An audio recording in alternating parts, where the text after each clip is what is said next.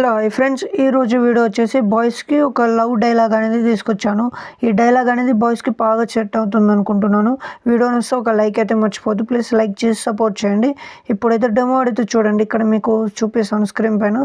చూసి ఎలా ఉందనేది కామెంట్ చేయండి. బాబా, నీ నవ్వు చాలా బాగుంటుంది.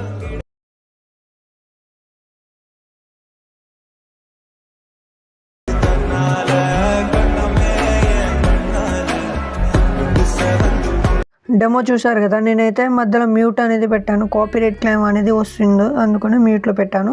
సో వీడియో మీరు ఫుల్ చూడాలనుకుంటే మన ఇన్స్టాగ్రామ్ అప్లోడ్ చేస్తాను, అక్కడికి వెళ్ళేసి చూడండి.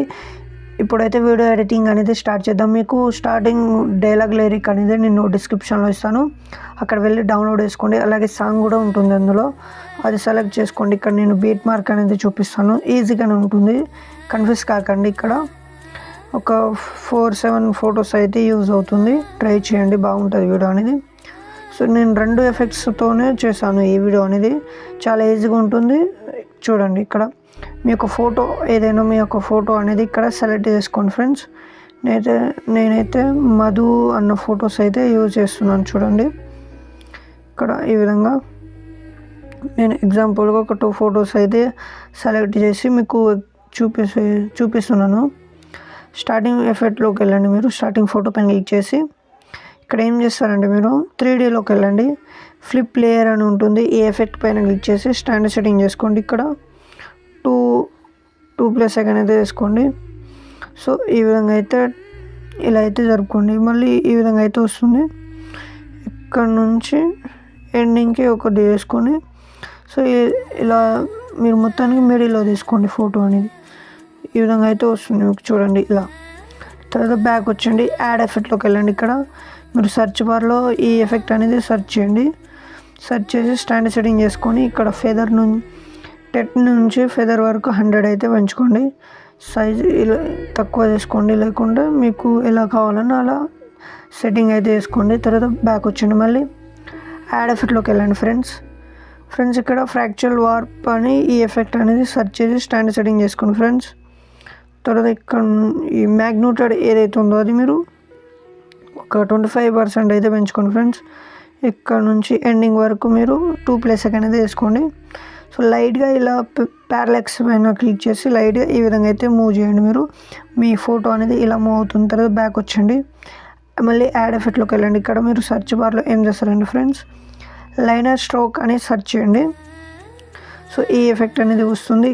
ఇది కూడా సేమ్ ఇలానే 2+ తీసుకోండి, ఎండింగ్ +, 0 తీసుకోండి. ఇప్పుడు చూడండి, ఈ విధంగా అయితే వచ్చింది. తర్వాత బ్యాక్ వచ్చండి. ఇప్పుడు కాపీ లేయర్ వేసుకోండి. ఒక ఫోటో వదిలేసి ఇంకో ఫోటోని ఈ విధంగా అయితే పేస్ట్ చేసుకోండి మీరు మిగతా ఫొటోస్కి. సో ఇలా అయితే పేస్ట్ చేయండి ఫ్రెండ్స్. ఒక ఫోటో వదిలేసి ఇంకో ఫోటో ఇలా. ఇప్పుడు వదిలేసిన మిడిల్ ఫోటో ఏదైతే ఉందో ఆ ఫోటో పైన క్లిక్ చేసి మూవ్ అండ్ టర్న్ ఫ్రమ్లోకి వెళ్ళండి. ఇక్కడ రోటెక్ట్ పైన క్లిక్ చేసి 2+ అనేది వేసుకోండి. రోటెక్ట్ని కూడా 180 degrees అయితే వేసుకోండి. ఇలా అయితే మూవ్ చేయండి. తర్వాత -4 degrees అయితే మూవ్ చేయండి లైట్గా.